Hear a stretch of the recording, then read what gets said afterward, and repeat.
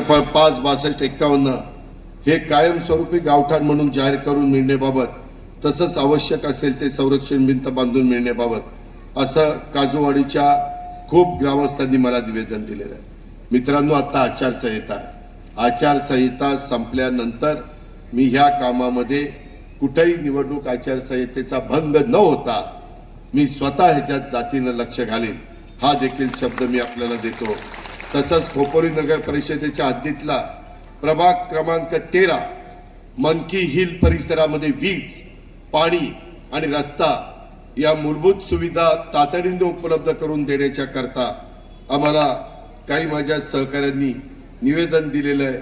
त्याच्यामध्ये मी त्यांना एवढंच सांगू इच्छितो की ह्याही भागामध्ये आचारसंहितेचा कुठलाही अडचण न येऊ देता ही निवडणूक 2 तारखेला आणि 3 तारखेला निकाल लागल्यानंतर मला मुंबईतच मी असतो, जास्त काळ माझा मंत्रालयात जातो, त्यावेळेस ह्याही कामामध्ये काय करणं गरजेचं आहे, काय आम्ही त्याच्यामध्ये मदत करू शकतो। तसंच खोपोली शहरातील काजूवाडी भागात राष्ट्रीय महामार्ग रुंदीकरणामुळे मानवी वसाहतीस धोका निर्माण झाल्याची माहिती देण्याबाबत याही करता आम्ही त्याच्यामध्ये काहीतरी तिथं संरक्षण भिंत किंवा अन्य बंदोबस्त न केल्यास धोका निर्माण होऊ शकतो। डोंगराची छाटणी तिथं केलेली आहे। पावसाळ्यात वारंवार डोंगराचा भाग कोसळतोय आणि त्याच्यामुळं लोकांचा जीव धोक्यात आलेला आहे। ह्या सगळ्या गोष्टीच्या करता देखील किंवा काही काळाकरता तो कोसळला तर दरड कोसळली तर तिथल्या वाहतूक देखील बाधित होती आणि त्याच्यामुळं ज्या काही अडचणी येतात याही संदर्भामध्ये आमचं काहीतरी महाराष्ट्र राज्य विकास महामंडळाच्या अधिकारी काही उडवाउडवीची उत्तरं देतात असं सांगितलं। ती उडवाउडवीची उत्तरं न देता त्यांच्याकडनं सुतासारखं सरळ काम करून घेण्याची जबाबदारी उपमुख्यमंत्री म्हणून माझी स्वतःची राहील।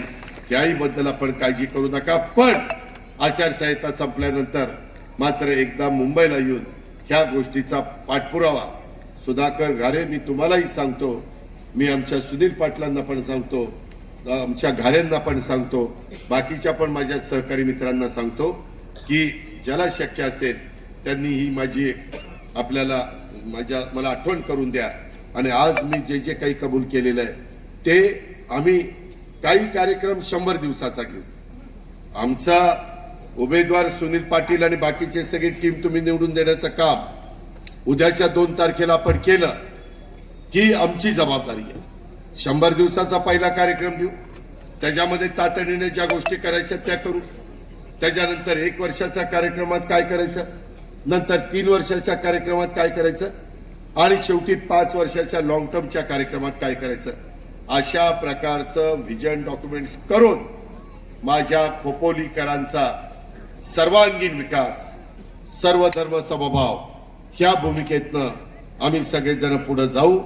त्याकरता तुमचं पवित्र बहुमोल अशा प्रकारचं मत आमच्या या सगळ्या उमेदवारांना आपण द्यावं हीच आग्रहाची, नम्रतेची, कळकळीची विनंती करतो आणि आपल्या सगळ्यांची रजा घेतो। जय हिंद, जय महाराष्ट्र।